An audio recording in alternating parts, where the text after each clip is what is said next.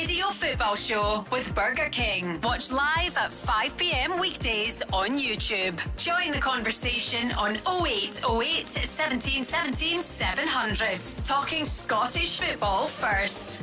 Good evening, Paul Cooney here with Jamie Murphy of United, the former Rangers star, and Darren O'Dea, the former Celtic and Ireland star. I should have said Scotland as well for you, Jamie. European night tonight.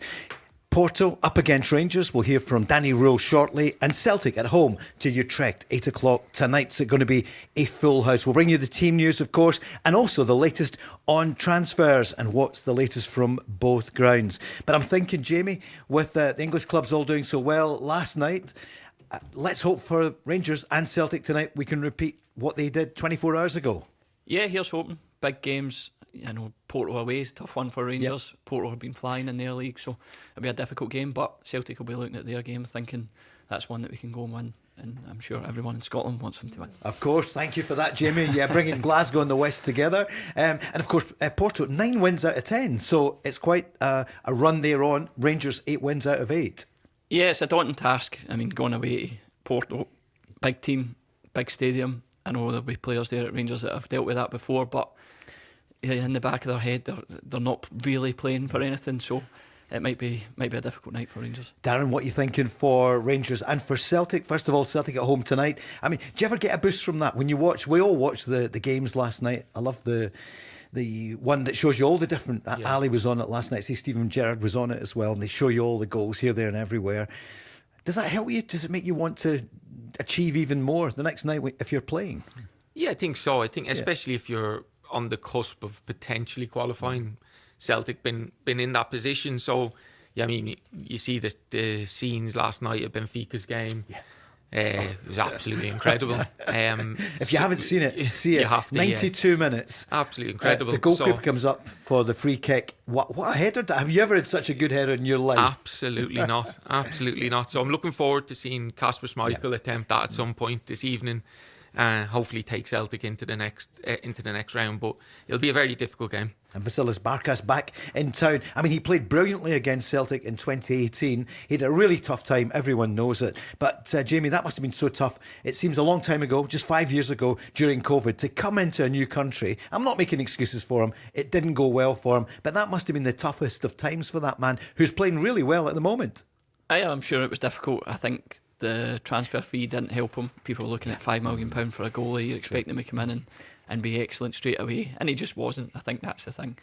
So it's good for him that he's found a team and doing well. If you're heading to the game tonight, why not give us a call? And Rangers fans, if you're over there in Porto, a wonderful city, the match tonight, Porto against Rangers. What's happening on the transfer front? Well, we'll hear from Danny Rule in a moment or two. He's not given anything away. Rangers have got a lot of the business done, as we all know. And for Celtic, well, the manager was saying last night there could be some big news coming. That wasn't his phrase, but he said, it could be some explosive news. So they're looking for a winger at the moment. Talks underway. He's playing in Italy at the moment at the top of Serie A. Serie B. What do you know of this young player, Fares Gegemis? Darren, what do we know? Well, he's definitely what I know Celtic are looking for, a left-footed right winger. That's something that is a request of theirs. He's left-foot right winger. He's meant to be very good in 1v1 situations. He's performed really, really well in Serie B. I think the perception of him out there, he should be playing in Serie A. So he's clearly a player with potential, and he's still at a young age. So I think if Celtic could get it over the line, it potentially could be a really good signing. Apparently, Sky are saying talks are underway at the moment, and the Frenchman is really, really wanted. Wingers, Jamie, you come at a price. Yeah, definitely. I think we spoke about this before, but Rangers and Celtic need wide players that can take people on 1v1. There'll be so many games where teams are defensive against them.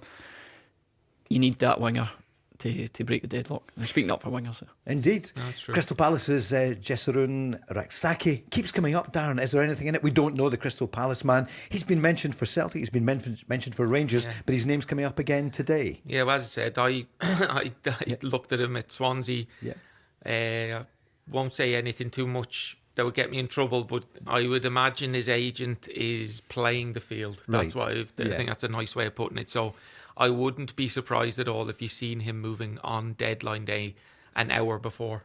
That would be my kind of prediction, because he's been available for so long. Yeah. He took an eternity in the last window to move. He ended up going somewhere which wasn't a great move in terms of he didn't play games.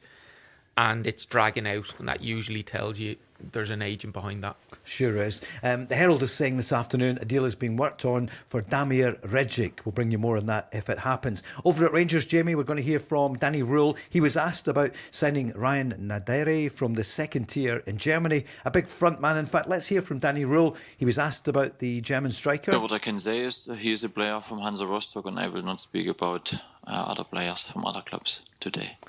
What are you hearing, Jamie, on that one? I've heard he's a good player. I mean, I've not seen him. The German third division or second division or whatever is not something that I normally watch on the telly. So I'm with a lot of other people there. Unsure. You just hope that behind the scenes at Rangers, the recruitment team have done their job. They've watched him. They know that he could do well for Rangers, and that's why they're interested in him. But again, you never know. More signings to come. What about Olympiacos last night? That has repercussions for Rangers, Jamie. They got a 2-1 win against Ajax, and that's good news for them about automatic qualification. So where does it leave Rangers? Bad news for Rangers, really. If Olympiacos win the league, then they'll take the automatic qualifying place, as I've read. Okay, yeah. But yeah, Rangers fans will be hoping that Olympiacos don't win the league and that Rangers win the league. Then I think that's how they get the automatic qualification spot. The new format, Darren, are you a fan of it? There's certainly last night there were so many. I mean, look at Napoli, Chelsea. What a game as well. A big win for Chelsea last night. So much to look at for all the clubs last night. So I like the format. I think it's good for the smaller nations like ours. I don't know how you feel. Totally agree. I've really enjoyed it. I have to admit, it took a little bit of time to get used to it, and which it normally does. But yeah, I really like it. There seems to be more jeopardy later on in the games. There's an extra 2 games, so they play 8. So the more games you can watch of these kind of quality, the better. And as you say, I just think it gives the little bit underdogs a little bit more of a chance. And I think I like the idea of them not playing home and away. I like that you're seeing a variety of games. Ready for some phone calls? 0808 17 17 700. First up tonight is Gary, big Celtic fan from the Gorbals. Hi Gary, good evening. Evening Paul, evening guys, how we doing? Evening, Good, Gary. very good. Are you off to the match tonight? No, I'll just be watching it in the house. Why are you not going? Sorry. Yeah. I know I've maintained from the start I'm not going to the European games. They weren't getting the money from me for the packages due to the inactivity on the transfer front. Martin O'Neill back though, maybe he'll take you all the way to the final. Istanbul. No with that team. No. But I think we Sure. If they desperately did need get to the players in. final, Gary, would you buy a ticket and put your money in? Yes. Listen, I think I don't see he's been there, to be fair. Yeah, But sure. no, I know it sounds kind of negative and it sounds a bit thingy, but I think that's the way the Celtic fans have been feeling, obviously, but really frustrated, really angry, really deflated, and just some of the players that we're going for. I mean, obviously they're all loan signings. I get that it's January and you're probably going to need to go down that route now, but I just think when you look at the players that we've been linked with, and obviously the boy from supposedly Bodo Glimt, there's no chance we're getting him now. See, he scored again last night, Scored again last Yeah. night, 2 against Man City. Sure. There's not a chance we're getting him. So, And they're still in I there, think so they're never going to let him go, are they? No, Not at the moment. Definitely no. Yeah. No, it's just really, really deflating. As I say, it's tonight's a weird one, because for me, normally I would be like, obviously we get a win, we try and get through, it'd be brilliant. But I'm on the fence, because as much as I think the league's probably getting away from us, I still think we need to focus fully on the league and take a hit tonight on the Europa front. Do you think the bookies yesterday still had Celtic as the favourites? Now, they don't always get it right, but they don't often get it wrong. But I know they're third top. Jamie, what's your perception of that for the Celtic fans? What Celtic, if you were playing there, what do you think? I know tonight you'd want to win, but if they don't qualify, is it the worst thing? No, but I think you're changing a whole DNA of a club if you're accepting just getting put out by Utrecht at home. I think Celtic and Rangers go into these games, they want to prove that they can be a force in Europe. They want to prove that they're better than teams from Holland or Belgium or wherever all these other teams come from. So I think it's important. I think it's important for Scottish football that they go out and win and don't just accept. It's almost selfish if they're not caring about the competition and they lose. Yeah, yes, it is better for the league for them, but I don't think you'll change the DNA in Celtic that they'll accept losing. Darren, you chase trophies with Celtic in Europe and domestically. What would you say to Gary and to the Celtic fans? I think I agree with Jamie's points. There's no chance Celtic won't absolutely put the strongest team possible on the pitch tonight. I think actually Martin O'Neill's pretty much said that in his press conference. So Celtic will absolutely be going for it.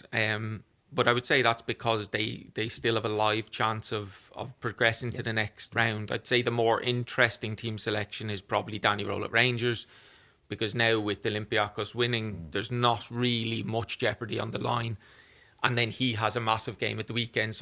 But there's not a hope that Martin will look past tonight to the weekend's game and think I can rest a few players. They'll absolutely go to win. Martin was asked yesterday about this fan anxiety at the moment. Well, I think that's the case. I think for the transfer window, there's a certain length of time. It's January. After January, it's all over. So, and there's an anxiety. I don't know whether there's an anger there. If you're telling me that's there, then I take your word for it. But there would be an anxiety, a worry, getting back to it, that we get the players in. But I'm confident, or reasonably confident, that we can do it. And a little bit more on his hopes for transfers. I'm hoping. And again, genuinely, I think that we can do something. Yeah, definitely can. And I know it's days are pressing and things like this here, and that's very, very obvious. But I'm hopeful. He said to the media in one of the sessions last night, apparently over there, explosive in the window. So there could be some big money names coming in. When I say big money names, the days of the huge names in football, it's not going to happen coming to Scotland. But Gary, overall, what do you think is a must for Martin O'Neill, for the board to support him between now and Monday night? I think, to be honest, Martin O'Neill deserves a lot better than what he's got from the Celtic board. He knows himself what's happening behind the scenes.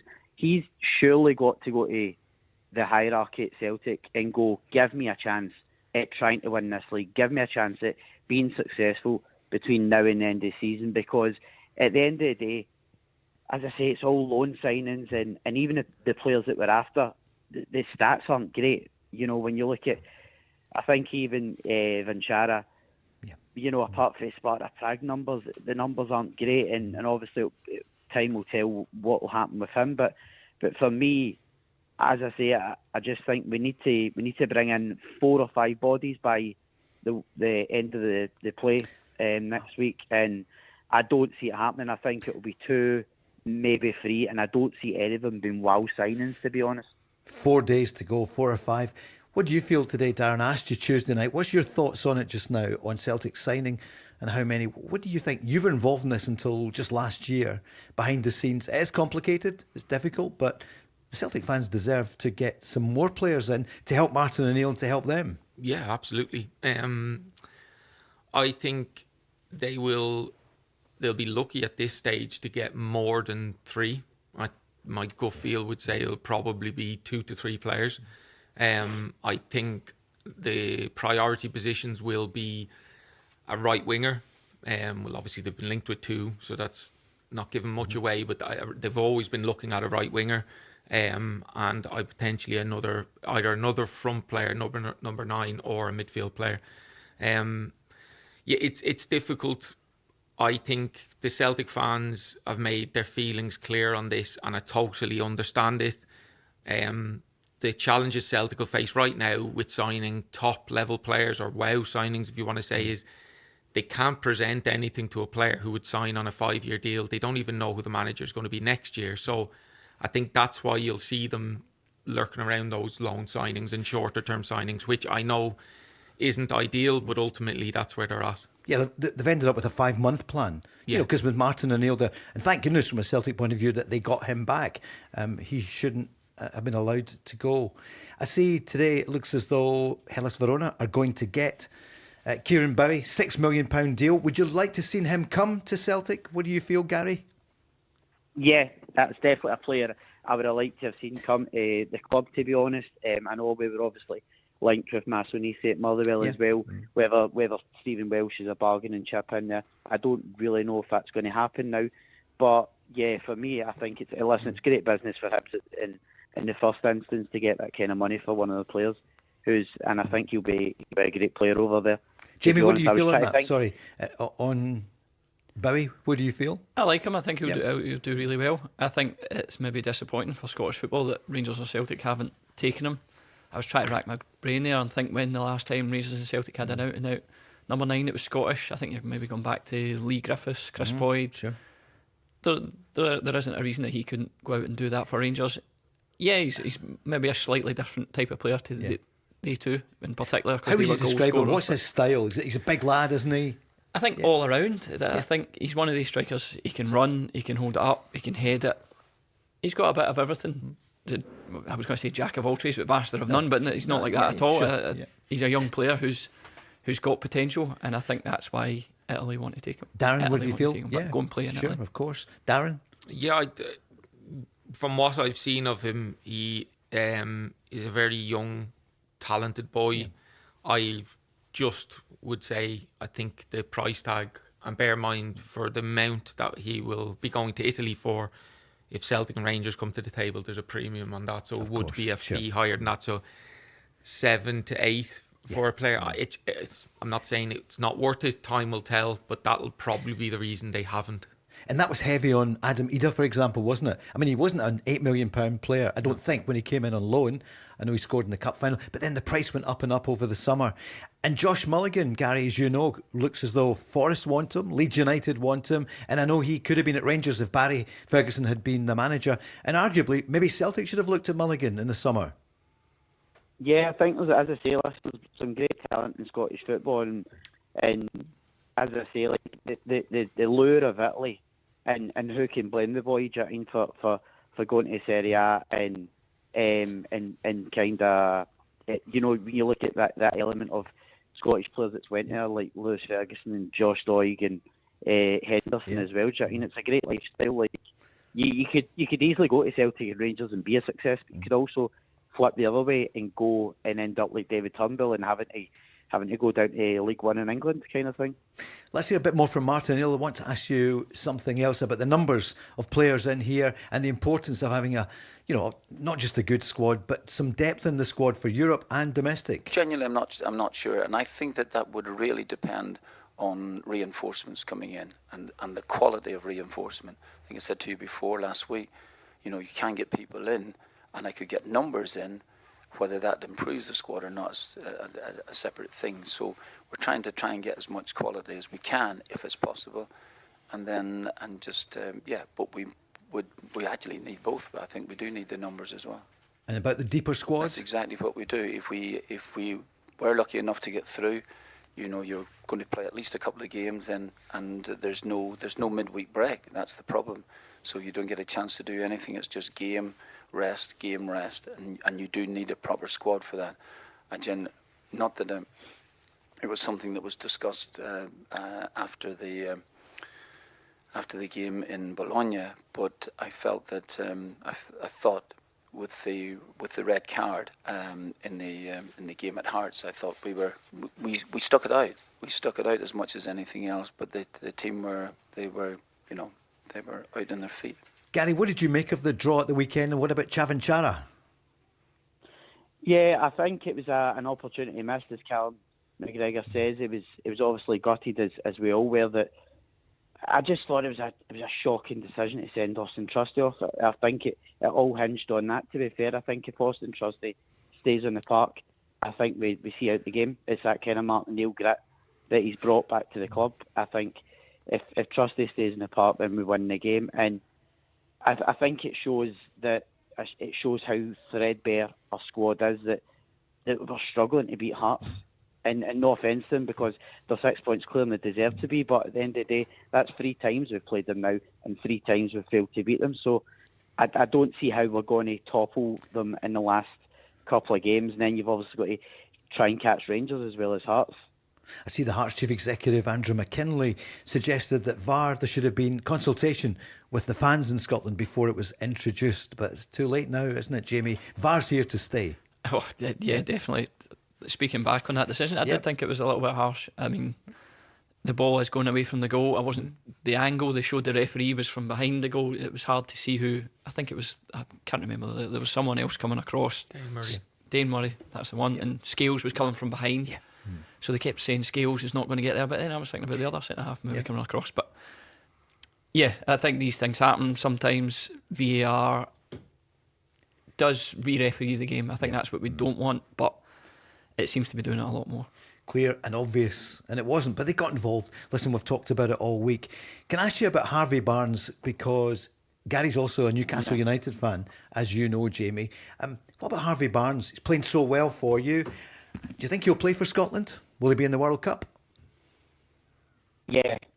Well, I mean, if I was Steve Clarke, I'd be having a conversation. I know obviously John Carver is busy elsewhere, but he would have been your kind of almost like your road in to go and have a conversation with Harvey Barnes. For me, I think he's got to go and ask the boy what he fancies, because if there hasn't been a conversation before, there has to be one now, because we've got to try and get this boy in the squad. He's been absolutely class for us in the Champions League, in the league as well. You know, he had a glorious chance last night. Yeah. I was on my knees when I thought it was in the back of net. Unfortunately, it was the wrong side of the post, but yeah, as I say, listen, I think we've got to get him in the squad and take him on the plane. Whether he wants to or not, that's obviously up to Harvey Barnes. Whether he sees himself, becoming into that England squad, I'm not too sure.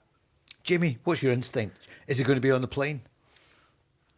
I think so. Yeah. But the way I would like it done is I would like Harvey Barnes to reach out to Steve Clarke. Right. Yeah. You want people to want to play for Scotland. Yeah. Now, if he's still hoping for an England call-up, then I don't think you should be playing for Scotland. But if you put it in his court, you say you make the decision. Steve Clarke's there to be phoned. If he phones and he accepts, great. If not, then I think everyone has to move on. Darren and Dee, what do you think? Yeah, and when I was with the national team a long time ago now, this was always a topic with players.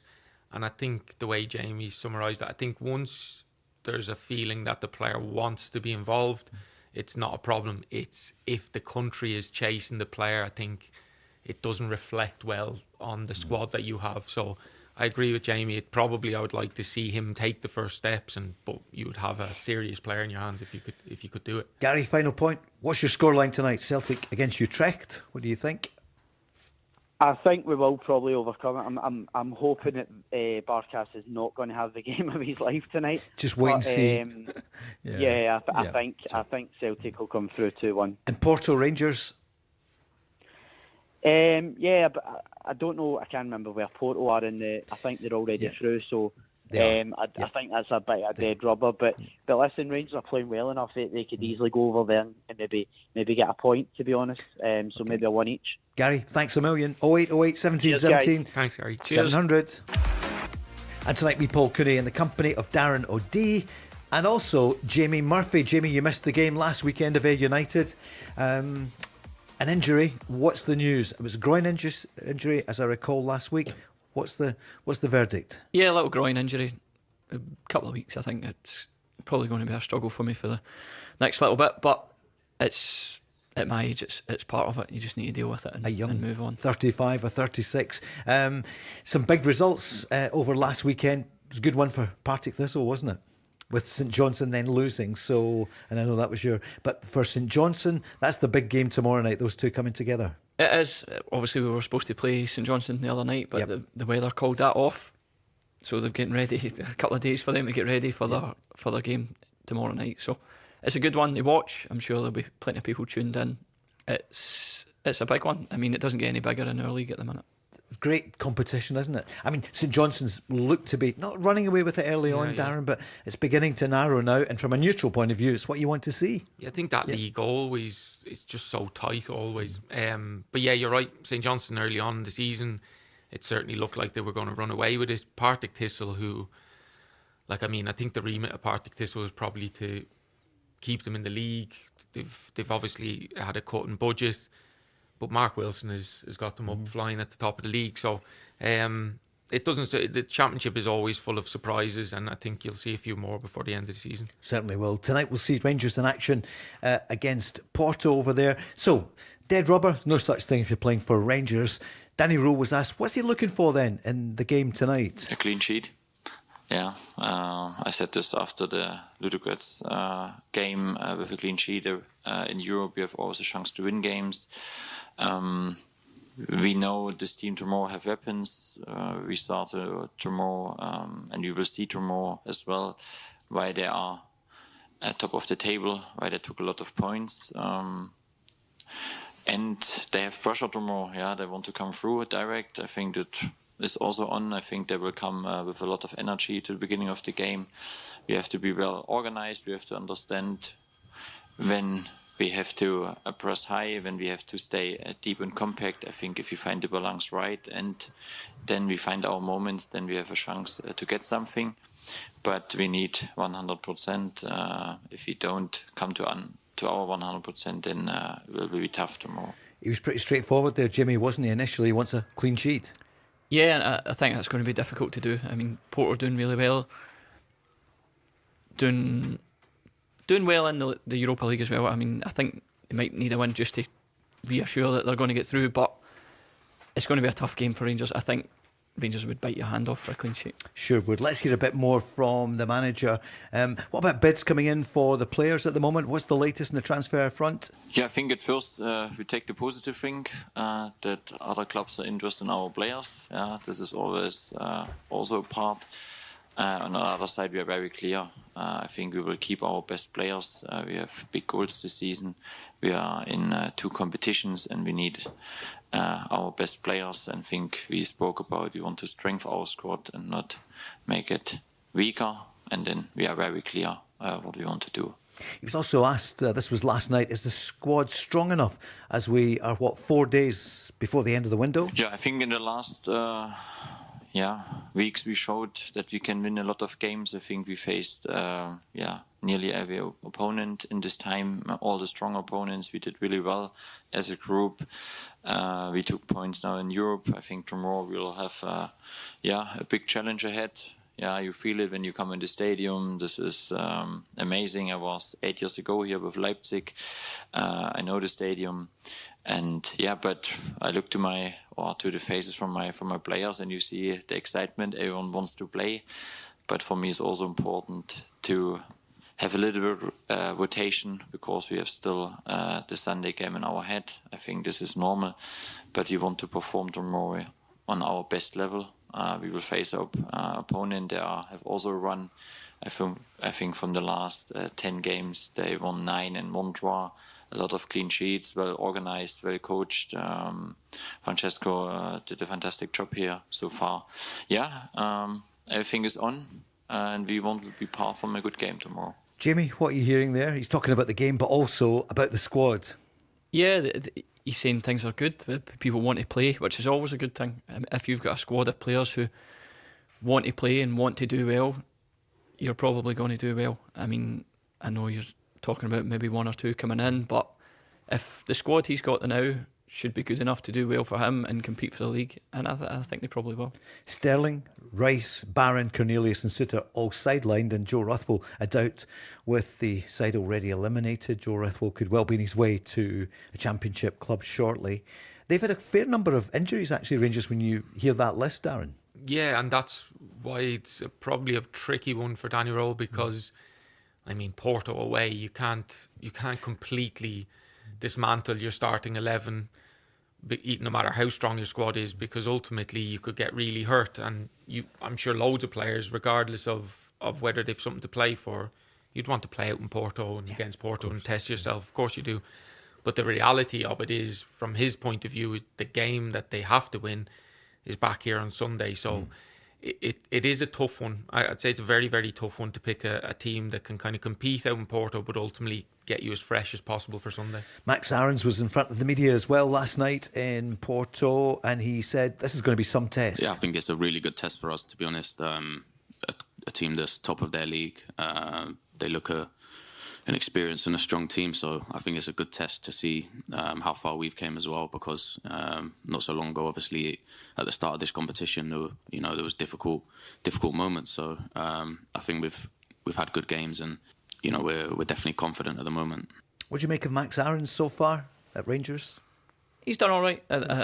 It didn't start great for him. I know that the red card in Belgium is one that sticks to mind, but he came onto a game. He's doing well. He's competing with, obviously, Rangers captain for a place in the team, which is always difficult. But whenever he's played under the new manager, I feel like he's done himself no harm. Danny Rule was asked this afternoon. It switches just now, isn't it? There's one eye on the game tonight. Same for Celtic, but also not far away is the transfer deadline on Monday night. Danny Rule was asked about the number of players he wants to see come in the next 4 days. How many more players do you think you could see coming in before Monday night? I think the numbers. I have my number in the head. I think this is the most important. Andrew knows it. The recruitment knows it. I think this is clear. And then, the next 3-4 days will be a little bit crazy. Some moments you think you have a yes, then maybe not. But all in all, I think at the end of the window we should have a good number of players. They are ready for the second half of the season. Is it 2? I'm just guessing. I haven't a clue. What do you think? I would say 2. I mean, they've done really good business so far.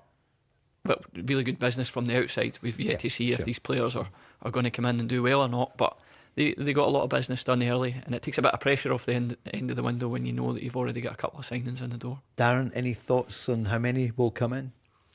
I think, am I right in saying they've 3 in? That's already? right, yeah. So, I mean, if another couple, it's half a starting 11, so it's not bad business at all, especially in this January window when it's difficult. So, I mean, I think all 3 clubs, Hearts, Celtic and Rangers, it's once the 2nd of February comes and it shuts down, everyone's then played their cards. It'll be the squads, and I think Rangers at the minute are the kind of most proactive in the market. Toby's on, a Rangers fan, saying, what's it like at transfer window deadline day? And actually he's asking both of you. So Darren, you've been in the football department.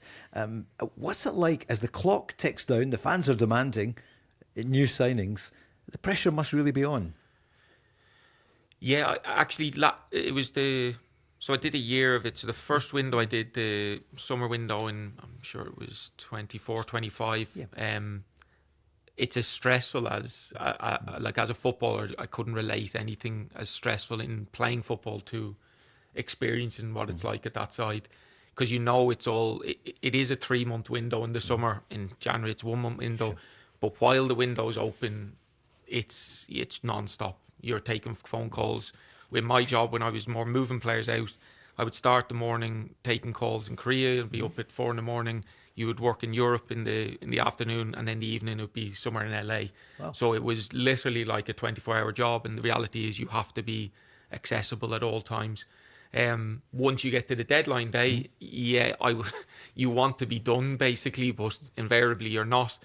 And it can be the simplest of things then become really tricky because you're literally running to a deadline. So it's very, very stressful. The relief, I think, on all recruitment teams and clubs is massive once the window shuts. And the most important thing is they've done the right business to give their team the best chance of whatever it is they're trying to achieve. Was that the summer at Celtic where, for example, Arnie Engels came in? Adam Isa, so that was about 18 months ago. Yeah, so I would have been involved a lot of the outgoing ones. And of course, Adam Isa scored the winner just before that, wasn't it? In the cup final. That's right. And of course, Norwich were playing difficult. That's what happens. And the price probably went from 6, 7, 8 million. And I'm not sure that he ever, I don't mean recovered from it, but you get the feeling that if given time, he would have come really good for Celtic. But I don't know what you think. You get bought for that price tag naturally. Then there's a huge expectation on you, which is completely understandable. He was playing beneath Kyogo. That's right. He was arguably, certainly just in my opinion, is maybe behind Henrik Larsson in number 9s. He's as good as I've seen, certainly. There's certainly been other good number 9s, but he was outstanding. So he's just playing second fiddle. So it's very hard to then find momentum and rhythm. But 22 goals or something, wasn't it? I was just about to hit it. Sorry. No, it's a perfect point.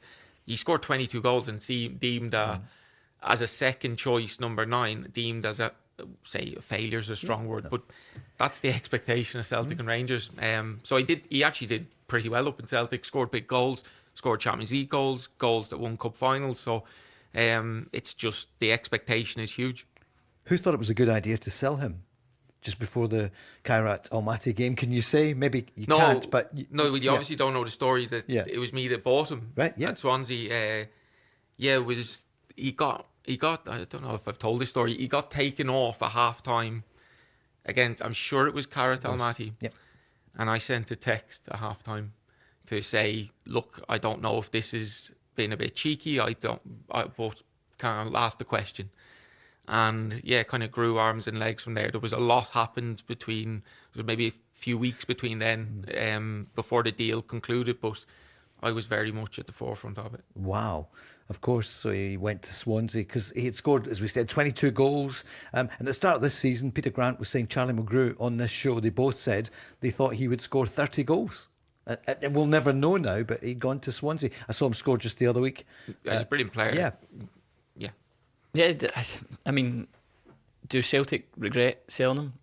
I would think so. I think they probably do, yeah. I think when you're looking back now, but at the time, Celtic fans were all for getting a new striker and getting rid of Adam Ida.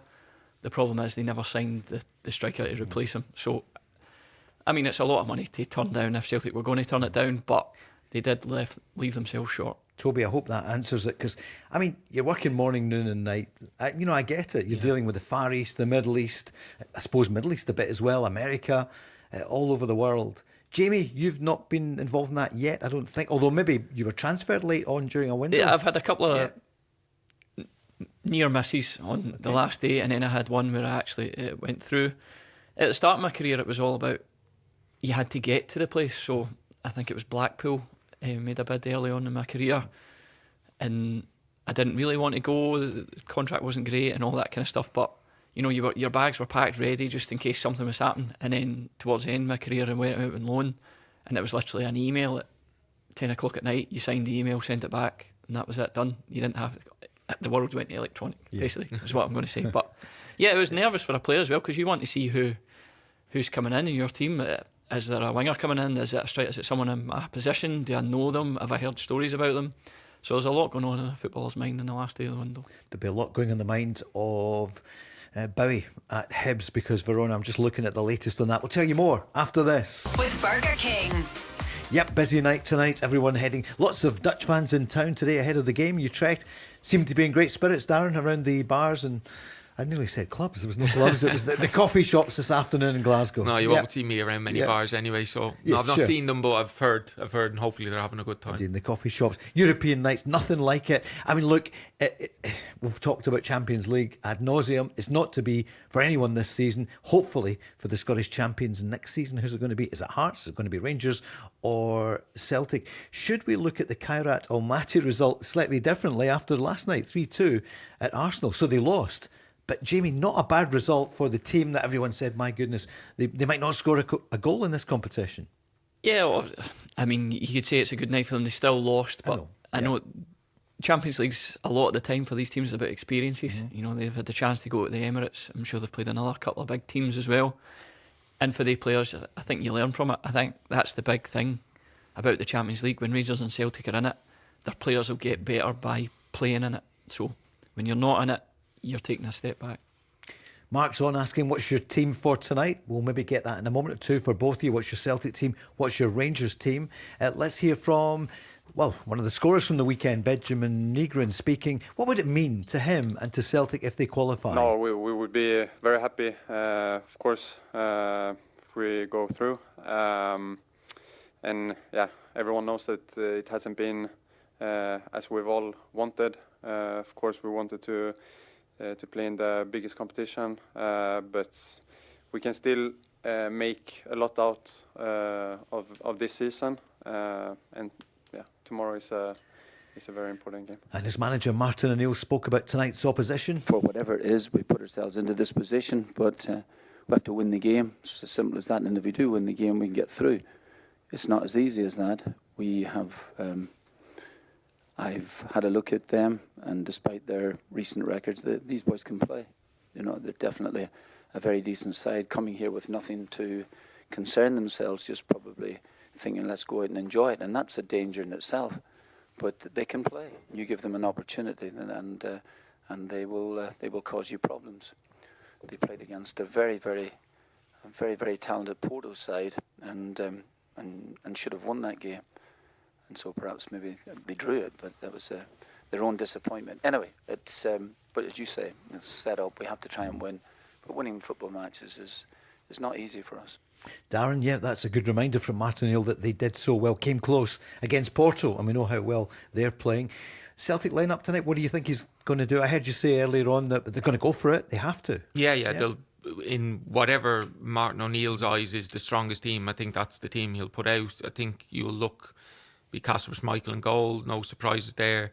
A back four, I think similar to the weekend, Colby Donovan, Austin Trusty, Liam Scales, Kieran Tierney.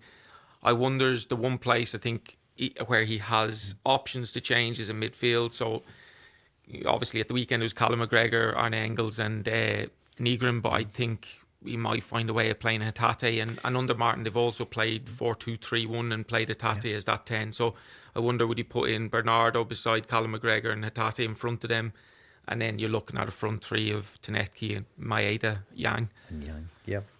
So, and Hatate, I mean, I was going to say, can you trust him for this? I mean, I don't know what happened. I don't think, the problem for Rio is just, we spoke about before, consistency. But the thing with him is I've seen the upturn once he feels and is given a certain feeling. In Martin O'Neill's first stint, he was exceptional. So I'd imagine that those same conversations are happening now, and they'll look for a kind of a jolt out of him. But he's one definitely that's dipped and been up and down in form all season long. You mentioned Paulo Bernardo, but it's not been his best season so far. Not seen much of him, and he's disappointed a bit in the last few weeks. Yeah, and I genuinely think everyone's asking that question. Is there something more behind it? Yeah. Because when he first came into the club, both on loan and when he came back, very, very good player. Yeah. And he's just not played very many minutes. So I think with a player like that, he probably needs a little bit of a run in the team. I think it just gives you fresh legs. I think Celtic were poor in midfield at the weekend against Hearts. So 2 changes in there, but I think vast majority of the team will be very similar. Gregory's on, a big Celtic fan. He's on 08, 17, 17, 700. He's already said so. Same back four as you. He's got Nygren, Callum McGregor and Engels, and he's got Yang, Maeda and Tanekti up front. What about the Rangers lineup? Have you got a view on Celtic tonight, Jamie? What do you feel about that lineup? Yeah, I think it's good enough to go out and win the game, but I know we're saying Celtic need to win. They're going to go out, they're going to do it, all this kind of stuff. Utrecht will be a good side, but it'll be a difficult game. As most Dutch teams are, when you come up against them, they'll pass the ball.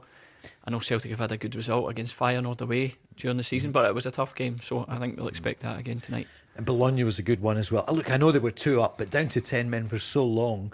I mean, Martin O'Neill hasn't lost a game yet since coming back to Celtic, and he had a brilliant record, of course, 7 out of 8.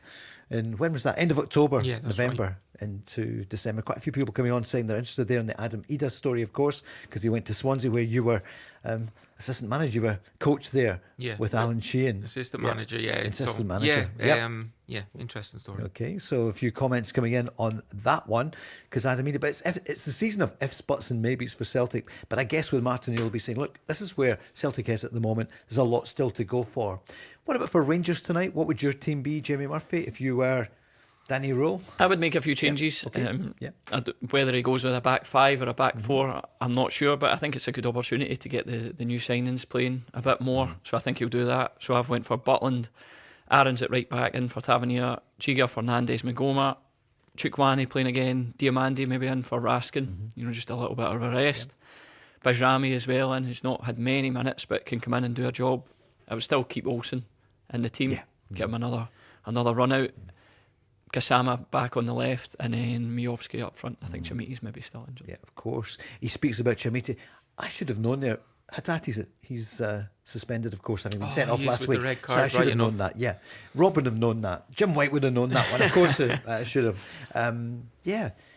Chermiti. Well, the manager was asked about him. Would he play him tonight? He worked from the first day, and since I arrived, very hard for the team. I think it starts in hips. I had a conversation with him in the morning, and we both agree that was first or just the beginning for more. I think this is also important to understand, and he said it straight to me. I think the Celtic game was an opener, and now it's about continue, about scoring, hard working, be part of a group, because you should be never rest just after 2 goals. He knows it, and tomorrow is a good start. Huge game tonight, but I say a huge game. It always is when it's Rangers, but they're not expecting much, Jamie, tonight, I would think, the Rangers fans, because they've got their eye now suddenly on the possibility of a title. Yeah, and I'm sure that's the main aim for them this year. In fact, I'm pretty sure it's the main aim for them this year.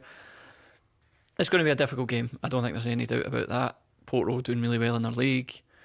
They need win to make sure they're in the top 8. Everything points to a tough night for Rangers. But Rangers players might go out there, play with freedom, no pressure on them for once in their life, and get a result. But I think it is going to be very difficult. Max Aaron spoke about how they are going into the match this evening. Yeah, exactly that. I think coming into this game with, as you said, 8 wins in a row, we want to carry on and continue that despite the competition. I think if we win, tomorrow, and we go into Sunday and with another good feeling. So we want to continue that, and that's the aim. And of course, the new signings not eligible because they're not registered for the game tonight. Danny Rowe was asked about the squad. Is it strong enough? He was asked about who might be outgoing in the club, bids for the players. And everyone this week has been speaking about the influence of James Tavernier, the captain, and his goal at the weekend, his 100th league goal at Rangers. Max Aaron's paid tribute to him and the influence and the help he gets from the captain. Yeah, amazing. As far as leaders have gone in my career that I've played with, he's one of the best, and I think he sets that example through how he plays and how he brings that every day in training as well. So I think he's been a big part in us turning around the form really, and as you say, it's a difficult task when you're up against someone that's of that level as well, and we want to push each other, and ultimately the main thing is that the team's doing well. James Tavernier, your old teammate. Yeah, I mean, people talk about James Tavernier this and that or whatever. He's always turned up and gave everything. He's one of the players that I've played with that trains every day, always available, always trains hard, does his stuff in the gym and gets on with things. I mean, Rangers captains maybe always going to get criticised here and there about certain things, but you can't say he hasn't given everything he has for Rangers, and within that, his scoring record's just outrageous for a fullback. And it's been tough because of the dominance of Celtic during his time here. Yeah, I mean, it's funny, like talking about that. When I was at Rangers, I had a chat with John Gregg, Mr. Gregg. Yeah, indeed. Used to sit in the back office and used to love going in to talk to him. Did you? Yeah. And he would speak about, I think we'd lost the Old Firm game and I went in and I was talking to him and he was like, don't worry about it. Like, he was a manager when Celtic would win the league a lot. Yeah. You've just got to get on with it, and that's part of being at Rangers and Celtic. You do just have to get on with things. They're both in action tonight. The news is next, then we're back. 0808 17 17 700.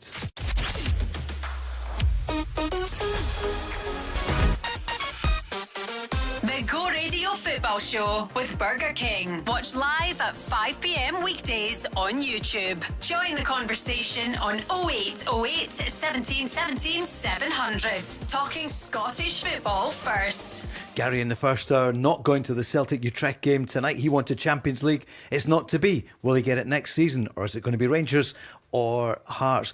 I'll tell you who's getting Scottish Cup action. It's Queen's Park, as you probably heard this morning. The SFA have decided Stranraer were in breach by playing the young goalkeeper. Look, it was an emergency loan, but they didn't say emergency. So the rule book, you do feel for Stranraer, but it's Queen's Park who are back in, and it's a game with, of course, Rangers, where it all started February last year, or it all ended, really, for Philippe Clement and all the changes that came. But, Jamie, it's huge for Queen's Park. 200 grand this probably will mean to the club.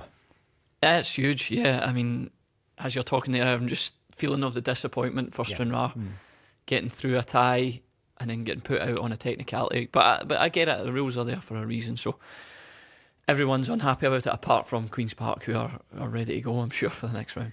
Who would be a club secretary or whatever. I know, I feel... Isn't it? It's so tough. One word was missing, and that's the consequences. Yeah, and you need to have these rules and regulations, and ultimately there does need to be consequences. But yeah, I really feel for whoever made the mistake, because it will have been just a genuine mistake. But good news, of course, for Queen's Park. And could they repeat what happened last year? But we'll talk about that in the coming weeks. Tonight, it's about the Europa League. Rangers exit tonight. Celtic, if they beat Utrecht, then they go through to, it's a playoff. It's home and away, isn't it, at the next round. Celtic fans thinking about who might be coming in. There's no word so far today, but you saw the headlines this morning. Martin O'Neill said there could be an explosive big money buy or a loan deal or whatever. There's 4 days left on the window. And for Rangers, who've got most of their business done as well, but they're still waiting to hear about Ryan Naderi. Is he on his way from the German third tier? But he's highly rated striker. Are they making plans for someone else? And for Celtic, Darren, we said in the first hour, there could be a winger on the way. We talked about the young Frenchman who's playing in Italy at the top of the second division, that he could be joining Celtic, Fares Gejemis. I hear good things about him. I watched, obviously, in my previous role, a lot of European football, so I've seen bits and pieces of him. He's as a left-footed right winger. Very good 1v1, pretty much what Celtic are looking for at the minute.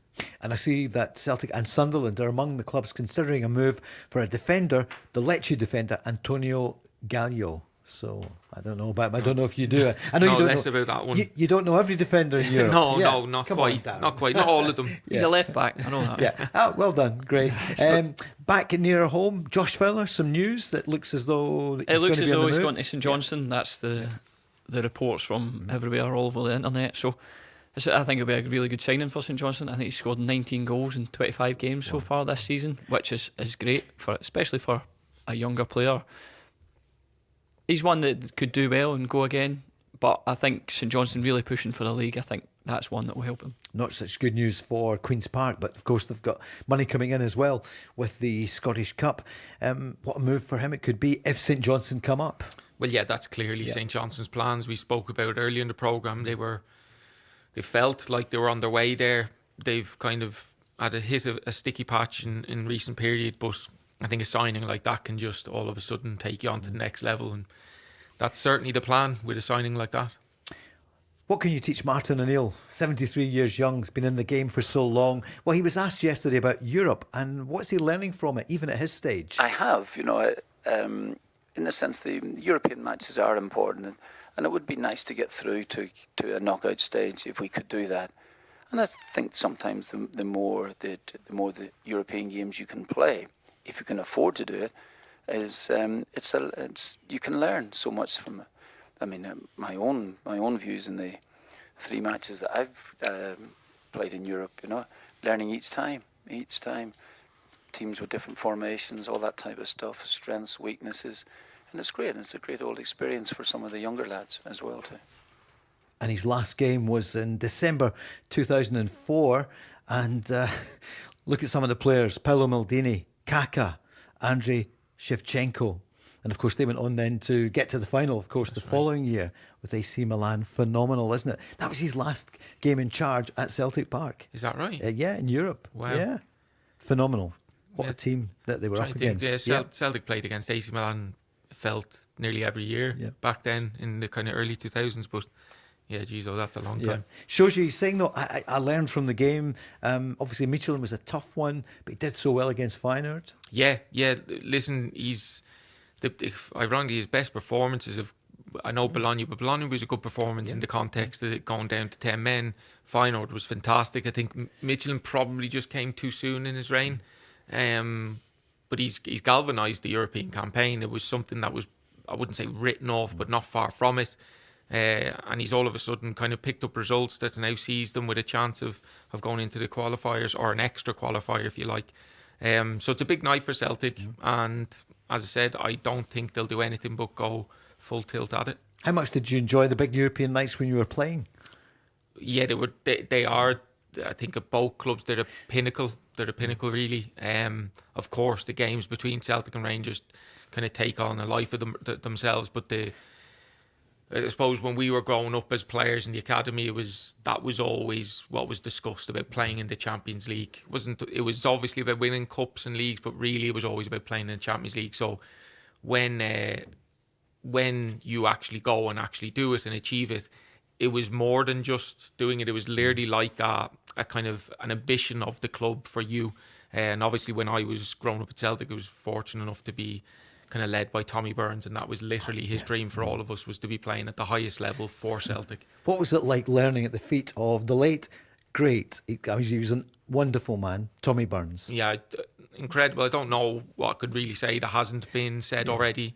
But he was the one that signed me, brought me over to Celtic. Basically, I would say he's the reason I had a career in football. There's so many things a young player needs to go through. I was a player that needed to leave home, leave a country. There's so many obstacles anyway as a footballer, but that just makes it doubly difficult. If Tommy wasn't there in terms of support, not just on the pitch but off the pitch, I certainly probably wouldn't have kicked on the way I did. But he was a hard taskmaster, don't get me wrong. Sure. I think he's known as a very, very kind of funny guy. But he knew that he had brilliant timing and when to be funny and then when to be serious, but an absolute top coach, but top guy as well. A wicked sense of humour as well, didn't he? Incredible. He told me once, I was interviewing him and Walter Smith in the for STV, for Scott Sport. It was live game, it was at Celtic Park, and it was one of the years when they were nip and tuck, and Tommy said, "Calm down, wee man," to me, because I was like, "Oh, here it is, the big match, here we are, game day," and all. He's like, "Calm down," and he's then Walter's laughing. The two of them were absolutely, the respect between those two was something to behold that we all saw then at Tommy's funeral. That was. I don't think I've ever seen Glasgow as united as, obviously through a tragic event in terms of Tommy passing, but you'd go Ali McCoist and Walter, and this was a genuine respect, and it was actually the first time in my life I'd seen Glasgow united. And that probably tells you how special he was. It really was. Peter Grant there as well. We'll never forget those scenes. Jamie, European nights for you. Give us a flavour of what that was like at Ibrox, and you're a Rangers player. Fortunately, unfortunately, I got to play in one or two of the earlier rounds before I got injured. But the first game was Gerrard's first game at home. It was, the name of the team's gone from my head. I managed to score, and just that feeling of scoring in front of a European crowd at night at Ibrox was just a feeling that you'll just take away with you forever. You scored? I did. I scored the first goal. Wow. Gerrard's reign, and then it went downhill from there. But no, did he not give you a new contract? No, after that. No. Yeah. But in terms of watching it as a supporter growing up, you can remember the nights from both sides. I remember Celtic Juventus, and I think was it 5-4 or 4-3 one of the games at Parkhead, and then wave after wave of attack. Remember Rangers were against Inter Milan, and Porto at home was another one. Lovenkrands scoring, like things like that. They're the games that, as a supporter, you remember, and obviously the Old Firm games as well. But when you're thinking back to your childhood, it was always the European games or a big game against Celtic. And you, James, our programme controller and executive producer, would know what the game was. Rangers 2, FK Scoopy. That was Zippo. Can't believe I forgot that. I've got it up on my wall and everything, a picture. But yeah, FC Scoopy. I love to hear these. Darren, some of the teams you came up against, you remember? Well, bear in mind I've played in 3 different continents. Of course, I know. I can't think off the top of my head. A few Ukrainian teams, I probably wouldn't be able to pronounce. Sure, yeah. But, and actually, Billy's on. He watched all the European football last night, and he wants to ask both of you, what's the best goal you've scored? It's obviously in the context of the keeper coming up. It's really strong in the air. Brilliant goal last night for Benfica, right at the end against Real Madrid. Best goal? Your best goal? Or who was the best at a free kick or a corner kick who would come up, boom, rise and head into the back of the net? My best goal was probably Scottish Cup semi-final. I'm going to say 2000, I think it was 2011. Picked the ball up close to the halfway line, took it by a couple and put it in the corner. And just at that age, 20-year-old, establishing myself in the team, almost sending us to the cup final, which we won't talk about, but sending us to the cup final. What happened in the cup final? I don't know. I can't remember. Did you think football's easy at this point? Yeah. We got to the cup final against Celtic. I don't know. Darren might have been. No. He might have been there at the time. I'm not sure. Don't think so.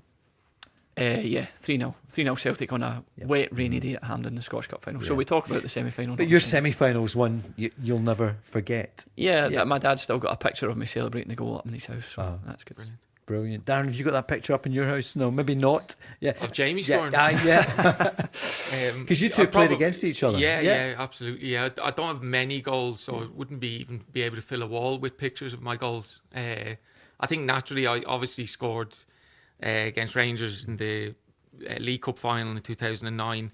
But the best goal I scored was actually for Toronto. Believe it or not, I dribbled past a few players from outside the box, but one of them was very much at the end of his career, Alessandro Nesta. So he got left in my wake, so you could probably tell you how far gone he was at that stage.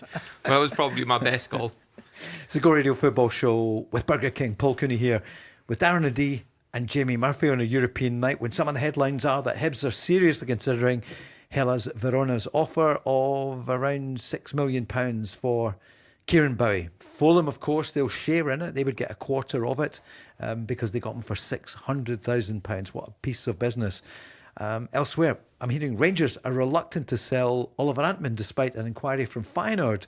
They'll consider a loan option for a striker should they land, or if they don't get the Hansa Rostock player we mentioned earlier on, Ryan Naderi. What about Oliver Antman, Jamie? What do you reckon? I mean, he started a bang in European football. He was brilliant that night. He was. The first game, you were thinking Rangers were on to a winner here. He played excellent, right and left foot, done well. I think he set up one of the goals, if I remember right. But since then, it hasn't been great. The games he's played have been few and far between. Unused sub a lot of the time, out the squad a lot of the time. So it wouldn't be a surprise to me if he's one that they're maybe looking to ship out. I know it says there that they aren't, but if you're thinking you've got a player who's worth a bit of money but hasn't played, you're thinking, can you replace him with someone else? Because it's a groaning squad now. It's a big squad, and that's with the new players still to come in. They're not in the squad tonight, obviously, so you wouldn't be surprised if he moved. Absolutely. I mean, there is such a thing as too big a squad. I know players and managers and staff, they all want as many options as possible, but you don't want to upset the players that are already there, the players that are going to be performing for you and playing. So you don't want people waiting on the sideline when others are getting opportunities. I think that's basically the way I'm putting it. Let's go back onto the lines. 08 08 17 17 700, and Kevin is on, a Celtic fan. Hi, Kevin. How you doing, boys? Yep, good, thank you. Living the dream with these two. So what are you thinking? Are you off to the match? No, I'm going to be going to the match. I've not got back to Celtic Park until I see what's happening with all these signings, Paul. I'm not going back. Okay. I've just made the decision. I don't see why I should spend any money. Do you know, I was listening to a boy the other day there. This is crazy. It was just, I'm sure there's thousands of fans like this.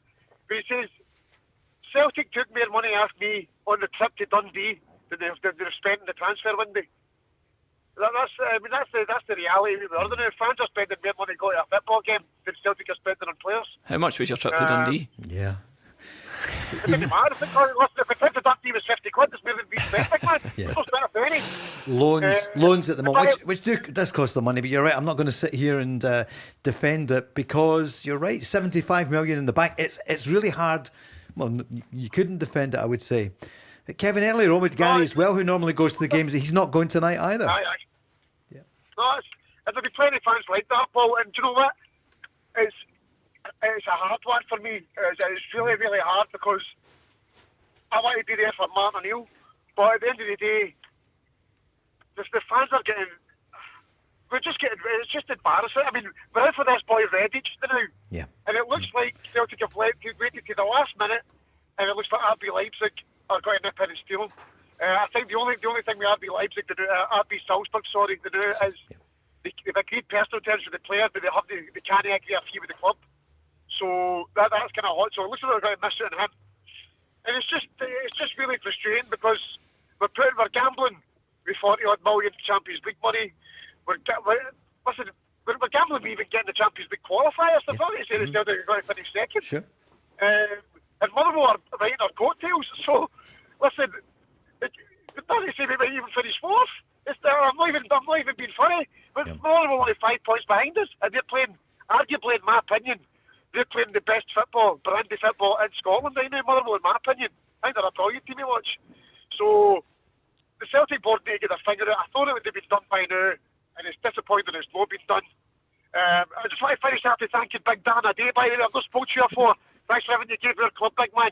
Still remember your goal against Rangers in the cup final back in 2009. You rose like a salmon. Put that in the back of the net, big man. Cheers. I appreciate that. Thank you, Kevin. Kevin, what would Celtic need to do in the next week in terms of in the transfer market for you to come back into the stadium and be happy to kind of support the team the way you want to? I think what we need is at least one, maybe even two right wingers. Okay. I would like to see another striker, and I'd like to see another centre half. Okay. I'd be happy. That's the dream scenario. I'd be happy with one winger and one striker, one more striker. That would do me, and I would go back. But the dream scenario is, the reality is, all those positions, the players that I just mentioned, that's what we need. And also, maybe no emergency right now because it's Celtic. We dominate the ball most of the games, but we kind of need a goalkeeper as well, big man as well. So we would definitely need a right winger. In the striker scenario, Paul will tell you, I've been perplexed. Going here for months. I can't believe we're nearly February 2026. We've still not replaced Kyogo. Yeah. It's hard to argue, isn't it? What about Maswanisi then? Is that one dead? Or how would you feel if the Motherwell striker joined Celtic in the next 4 days? Would love it. Absolutely love it.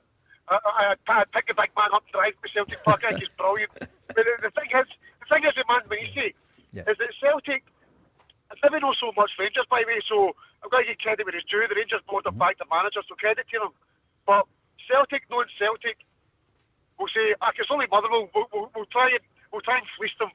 We'll try and get him for 50% of what he's worth. Give Motherwell the 3.5 million plus Stephen Welsh, or the 4 million. Hey, the guy's already proved himself. Give him the money.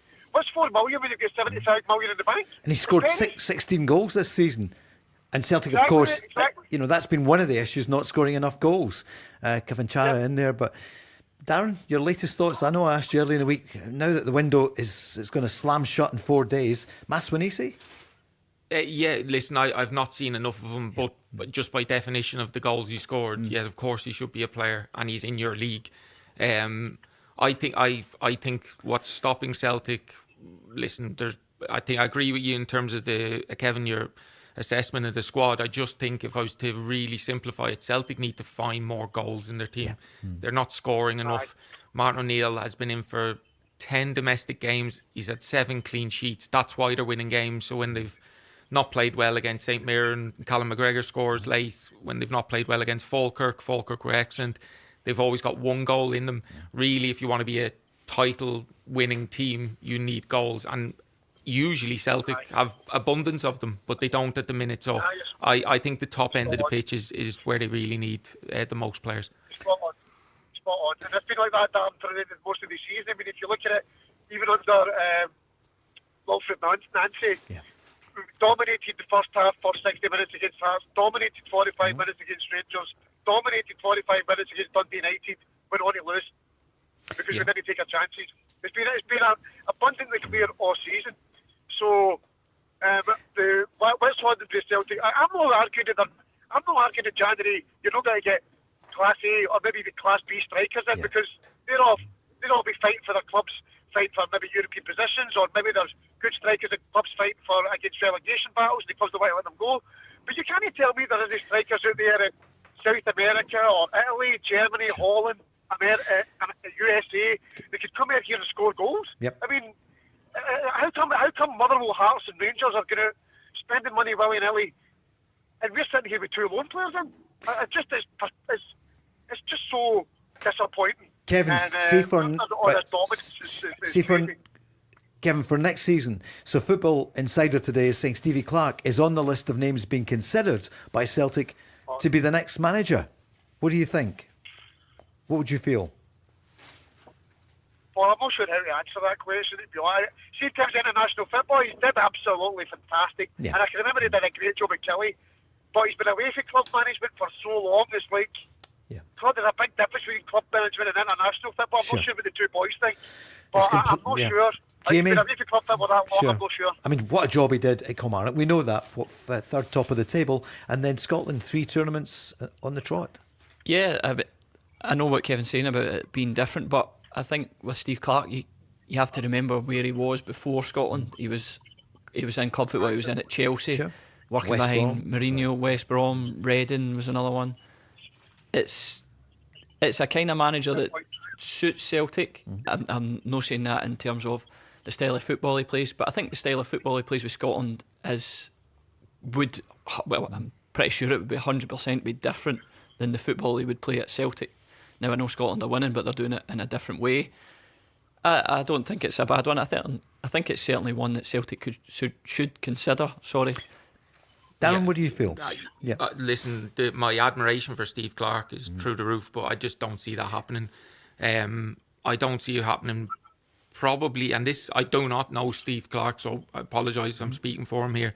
He just looks like he can't be bothered with the hassle of Glasgow. Yeah. He always gives that feeling of, I think he's been based down in London for years. I think he's obviously lived down there with the clubs that Jamie's just mentioned. I don't know if he needs that in his life, the kind of ferocity of the Glasgow fishbowl. So I don't think that'll happen. But do I think he's a good enough manager? For sure. Sure. I think he didn't rule out club football, but a few months ago he indicated probably maybe club football south of the border. Yeah. I don't think he's got any appetite for, and he doesn't enjoy the green and blue aspect of it and that side of it. I just don't. I think I agree. Yeah, I just don't know think him, but so. I don't think he's got the appetite he's for spoken that. He's spoken about it a number of times, and I just think he's not a fan. Tell you what I'm hearing tonight from the Go Radio listeners, the Celtic fans. It's not an apathy, but there's a resignation now. They don't know where to turn. I mean, Kevin loves his club. And yeah, he does, there's loads coming on. You can hear it. He knows his stuff. And I know it's not easy. They've done lots of great things at the football club. Unbelievable. It would be, 13 out of 14 titles. It's never happened before. And I know Rangers had their troubles during part of that. But it's been absolutely phenomenal. But they've taken their eye off the ball big time. Well, what I would say, Kevin, and this is not to you, I'm more, this is a fellow Celtic fan.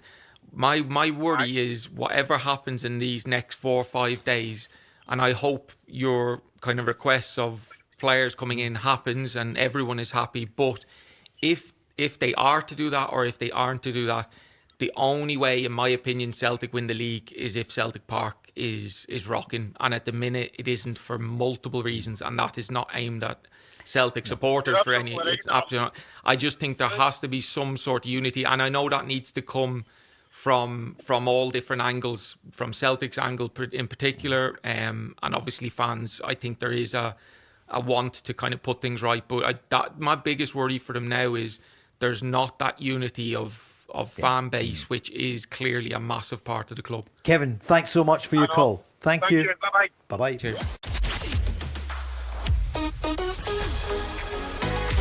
The Go Radio Football Show with Burger King.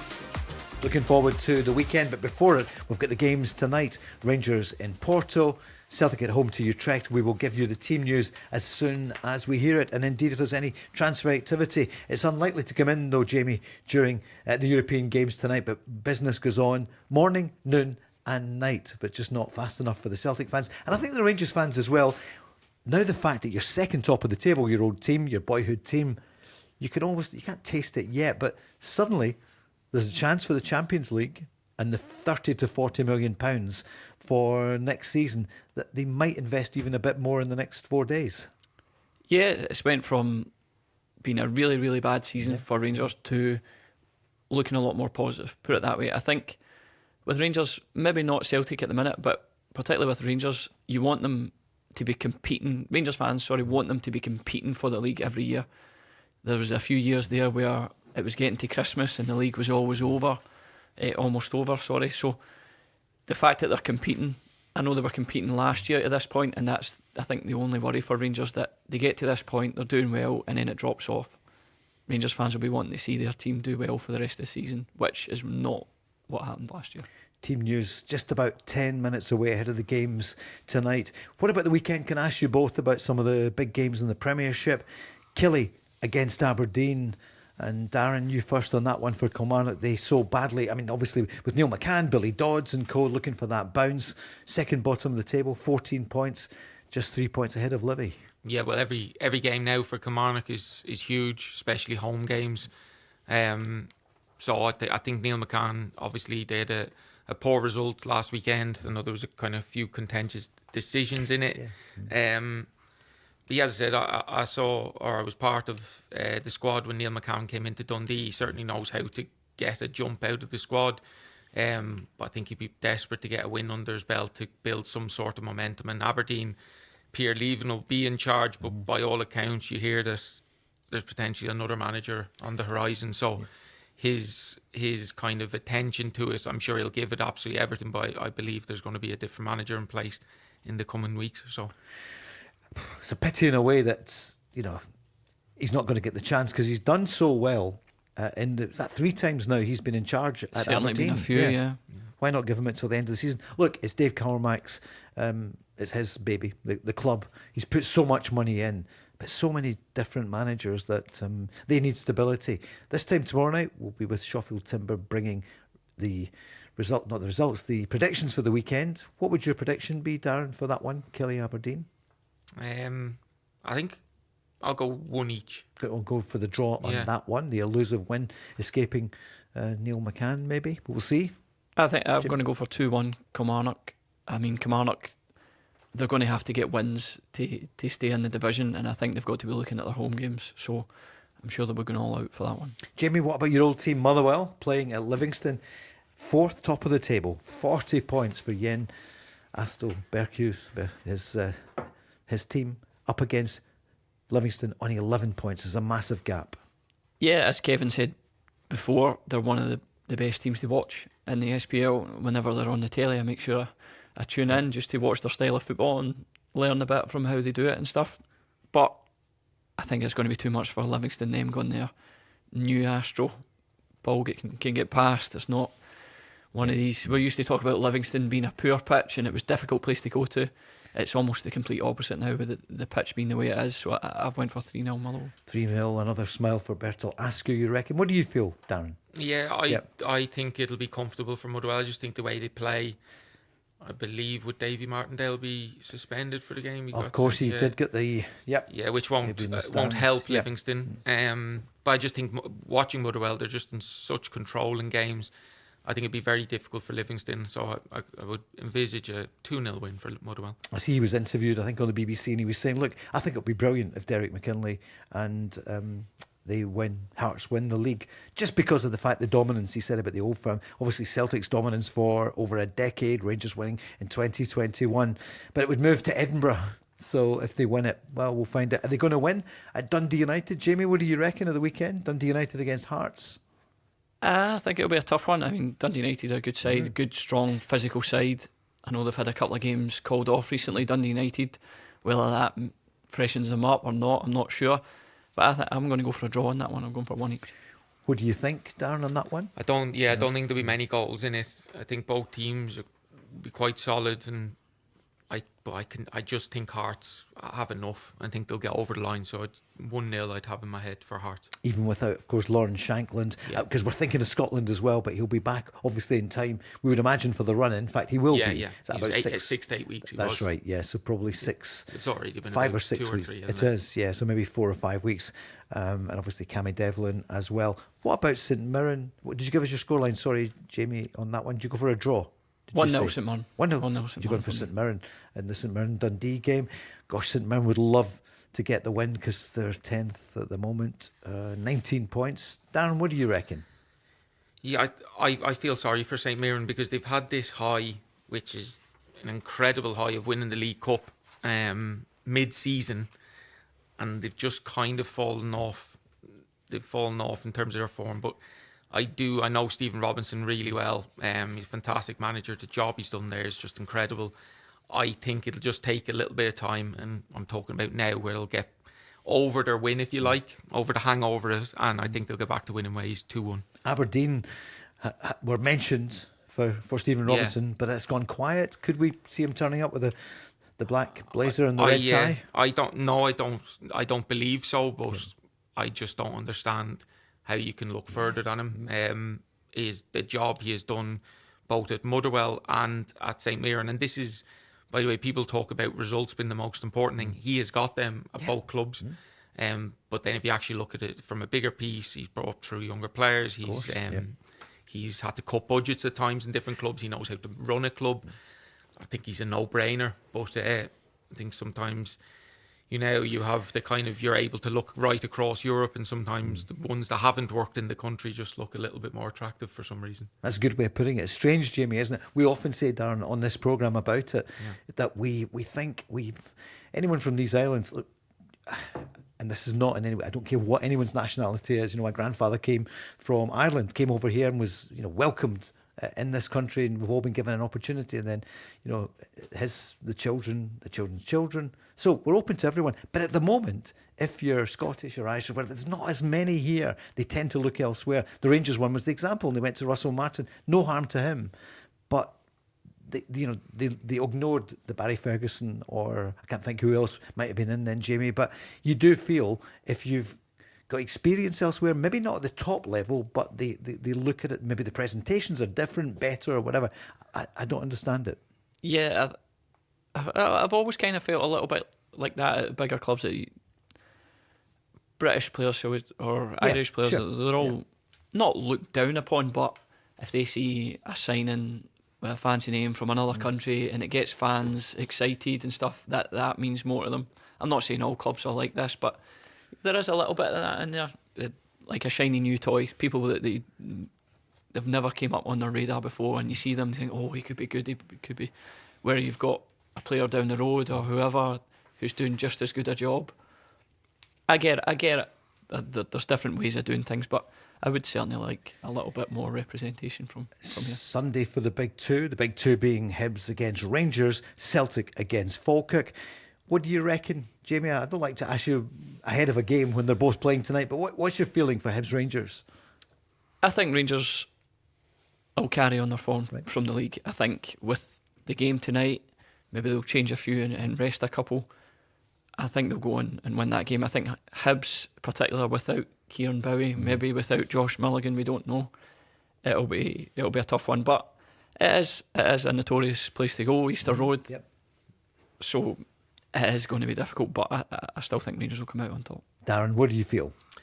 Celtic won't need to be introduced to Falkirk too much because they played against them so recently, as I touched on, Falkirk were outstanding in the game. So regardless of the fatigue they might be carrying from games and the amount of games, the Celtic players will know how difficult a game they'll have. But I do think at Celtic Park, I always fancy them to have too much. So I do think they'll win the game, but it won't be easy by any stretch of imagination. And Rangers playing at Easter Road? Yeah, I think they'll have enough Rangers. I think now the momentum they've built, Hibs are in this kind of in-between ground, if you like, and naturally if your striker Bowie could be gone by then, who knows. But I would imagine Rangers will have too much for Hibs, but it'll be a tight game. Jamie, what do you think of Celtic? What do you reckon at home to Falkirk? I think Celtic will have learned a lot from Falkirk from the last game they played, where it was a tight game, and I think they'll make the necessary changes to fix that. I can imagine them going out and win pretty comfortably. And the Championship at the weekend, St Johnstone, Partick Thistle tomorrow night. Jamie, who's going to win it, do you think? Oh, big game. A big game on what looks like not a nice pitch, which is unfortunate because the two of them play a really nice style of football. So I still think I'll go with St Johnstone at home. I know if they've made a new signing in Fowler, he might come straight into the team since Sidibe's just been sold. So a tough game, could go either way, but I think St Johnstone will win it. Who do you fancy in that one, Darren? Oh, it's a tough one. I'll go with St Johnstone as well. Go with St Johnstone. I wouldn't ask Jamie about his own Ayr United against Wraith Rovers. 3-0 Ayr, Murphy hat-trick. Dunfermline against Dunfermline Airdrie. I think your injury might prevent that. What do you think, Dunfermline Airdrie? What do you reckon? Dunfermline are on a good run now. Yeah, they are, aren't Picked they? Up obviously the Hibs in the Cup and then a couple of good results. So yeah, knowing the manager there, Neil Lennon, this is when he's at his best, when there's a bit of momentum and the feeling and the building be good. So I think they'll get the job done again. Dunfermline been on a good run, as you said, but Airdrie have came on to a game since they got the new manager in, new style of football. I say new style of football, they've went back to their old style of football, and I don't think they'd be right down there if they were doing that all season. So a tough one for Dunfermline, but I still think they'll come out on top. Yeah. And verdict on Morton against Ross County, Jamie? Again, a big game. Morton, it's not been great the last month or so. In Ross County, there's maybe a little bit of a upturn with the new manager and stuff. So I think I might go Ross County in that one. Stuart Kettlewell might get the win. What do you feel, Darren? I'll go Ross County as well. Yeah, it'll be tight though. I don't think either team full of confidence, so it'll be tight. And back in the Scottish Cup, what about the Spiders? Queen's Park against Arbroath. Arbroath just keep kind of punching so far above their weight. So I would, I'll go on Arbroath away win. Jamie? Yeah, also, I mean, losing Josh Fowler's was big for Queen's Park. Thank you. European night. The team news is next. The Go Radio Football Show with Burger King. So the team news is coming in. It's just gone, so no doubt it'll come back in a second or two. Don't know if you've got it just yet. No. I thought I had the team. Can we? No, we can't. It's just been deleted, but I think it'll be back in a second or two. Jamie, I think, he's just passing it to me. And have you got it? It's come up there on Twitter, yeah. Okay. You've got Butland, Aarons, Tavernier, Fernandez, Giga, Migoma, Raskin, Diomande, Curtis, Gassama and Chermiti. Right. I would guess that's probably a back five with Aarons and Tavernier both playing. Darren, are you taking that one in? Just there, the Rangers. Jamie, what do you feel about it? Yeah. Yeah, I mean, it doesn't look as if there's too many rested. I know Finlay Curtis obviously coming in there. It's been linked with a move away to Kilmarnock. Good to see him playing. And he played so well last week when he came on, didn't he? He did, yeah. I mean, scored. Yeah. Maybe between now and the end of the window, if Rangers sign someone, he'll go out. But if he does well tonight, then Rangers won't be wanting to do that. So it's up to him. Yeah, Rangers fans, Butland, Aarons, Tavernier, the captain, Fernandez and Giga, Migoma, Raskin and Diomande, Curtis, Gassama and Chermiti. Gassama, who was wanted, but he is staying. On the bench for Rangers, Kelly, of course, and Wright, Suter. Oh, Suter back on the bench. Kerr, Smith, Stewart, the Ant-Man, Asgard, Miofsky, Moore and Gentle. So that's the Rangers lineup tonight. Yeah, it's a strong team, Darren, yeah, very strong. Yeah.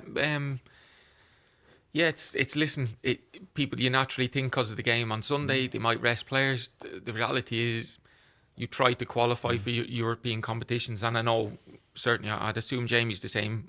You'd love to play against Porto. You don't want to miss these games. Absolutely.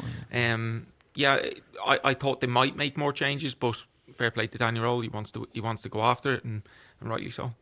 And Giga could be a big night for him as well. He'll be busy, Jamie. You know, you'll have to concentrate for the 90 odd minutes. I think so. I think that's maybe why he's went with the back five. He obviously knows that it may be backs against the wall at times, which is expected in away European games. So he's probably thinking an extra centre half in there will help.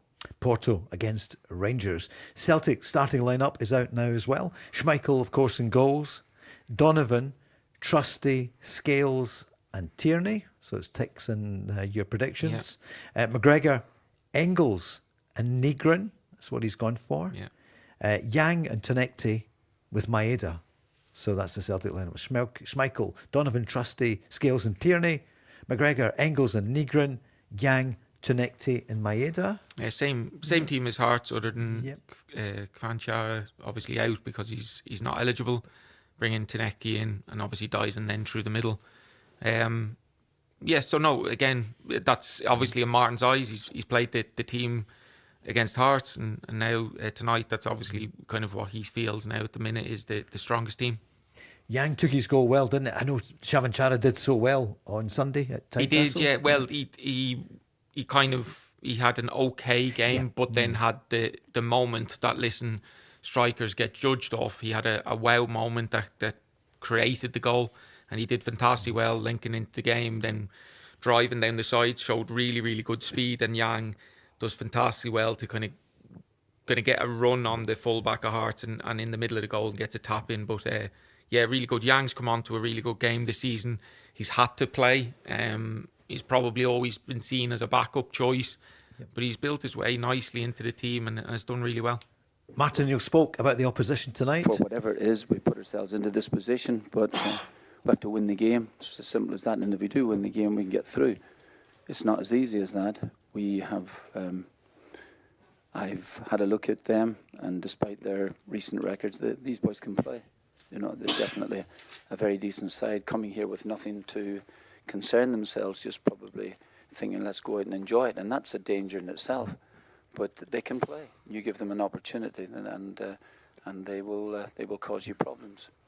They played against a very, very talented Porto side, and should have won that game. and so perhaps maybe they drew it, but that was their own disappointment. Anyway, it's but as you say, it's set up. We have to try and win, but winning football matches is not easy for us. Jamie, Celtic lineup tonight. What do you make of it? Yeah, strong. I mean, there's only so many options Martin has, but I think the good thing for Celtic fans is seeing Iheanacho back. I know they're talking about getting a new striker in, but him on form and firing would certainly be a good backup at the very least. So it's good for them that they're getting injured players back. I'm almost speechless on it there. Darren, you might have to jump in. Don't worry. Yeah, Iheanacho on the bench, well spotted. It's Sinisalo and Duhan, Balaquisha, McCowan, Iheanacho we mentioned, Bernardo, Murray, Forrest, McArdle, Ralston, Hale and Isiguso. So that could be good news in the run-up if Iheanacho can stay fit. Yeah, and that's the key. Without being pessimistic, these are the issues you get with players that haven't played much football, because they come in and not only are they asked to play at a speed they haven't played at, then all of a sudden you've multiple games in weeks. And Iheanacho has looked really, really good for Celtic, but he just can't stay fit. And I think it's been down to the fact for the previous year or so he's not played much football. You read, lots of the columns, some people saying with Maeda, Hatate, they've just not been the players they were. Do they want to be here? They've given so much to Celtic. Of course they have.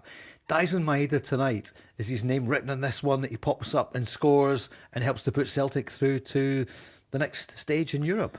I hope so. You're 100% right, particularly Dyson. He's been an absolute phenomenal player for the club, and he's been part of some real good success. And he's built off fans just can relate to him in terms of his enthusiasm to run and his work ethic. And he did dip at the start of the season. He hasn't looked particularly happy at times. He did have that upturn, particularly in Martin's spell back. So hopefully they can find that back, because he's an outstanding player for Celtic when he's at his best. And which version of Trusty do we get tonight, Jamie, do you reckon? He was so good last week against Bologna, and then, against Hearts, he was a bomb scare, really, wasn't he? Yeah. That's a bit unfair, maybe, but... You get it.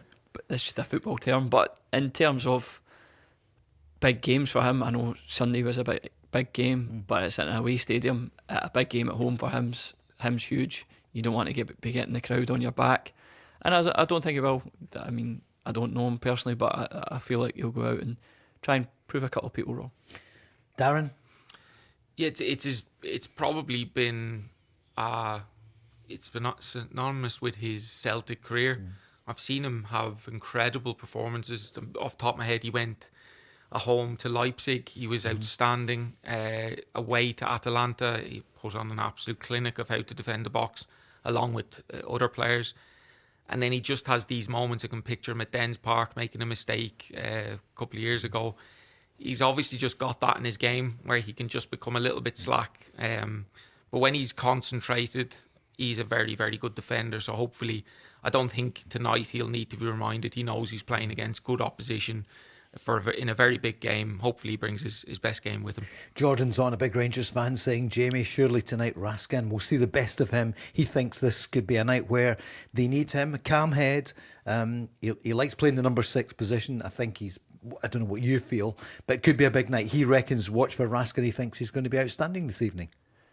I mean, for Rangers fans, they're hoping he is. I thought he might have been one that might get a little rest, but he's been that important for Rangers over the last months and last year as well, that Rangers are a better team when he plays. Whether he is a 6 or an 8, I think he prefers the 6. Or you've heard a couple of different things from managers.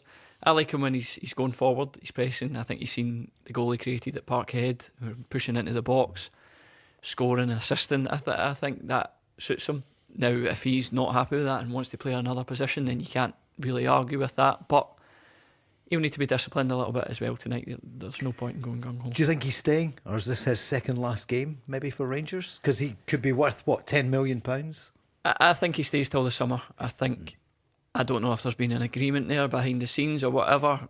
Rangers want to try and win the league, and I'm sure he wants to try and win the league for Rangers as well. So if they do, I think it could be a good finale for everyone. Let's see what the manager said last night about outgoings from the club. Not really. But of course we know we have a big squad, and this one thing will influence the other thing. This is, of course, the topic.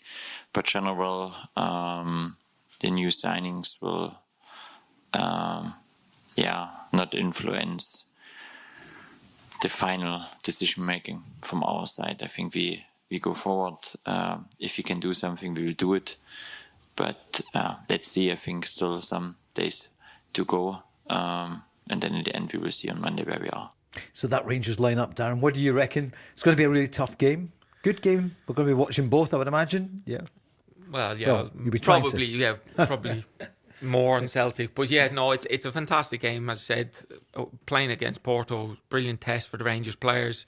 They're in brilliant form at the minute. They've won, the last 8 games. So, I mean, if they could go and get a result, albeit it mightn't matter too much for this competition, it'll certainly give you a huge boost of confidence. So, well, it would be very, very difficult, but they've obviously gone with a team that they believe they can go and win. So, it'll be interesting to see how it unfolds. Scoreline tonight, what do you feel? I think the way they're playing, the confidence they play, I think they'd be happy enough they could get away with a draw. So, maybe a score draw, 1 each, I'd say.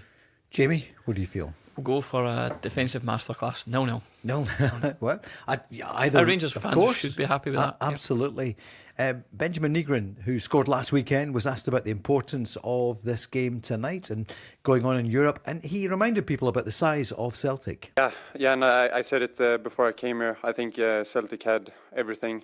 First of all, it's a massive and honourable club, known of everyone in the world. Almost everyone knows about Celtic. They've been doing so good for so many years.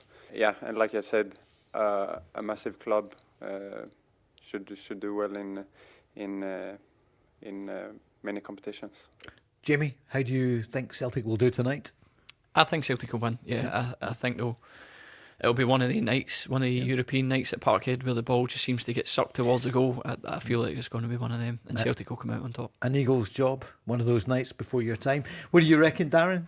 I think they get the job done. I think under Martin O'Neill, they're at their best when they're solid and, well, keep clean sheets. So I'm going to say 2-0 Celtic. Thanks so much to both of you. Have a great weekend. Thanks for See you having both us. next week. Coming up next, it's the news. This time tomorrow night, we'll be here with Barry Ferguson and Mark Guidi.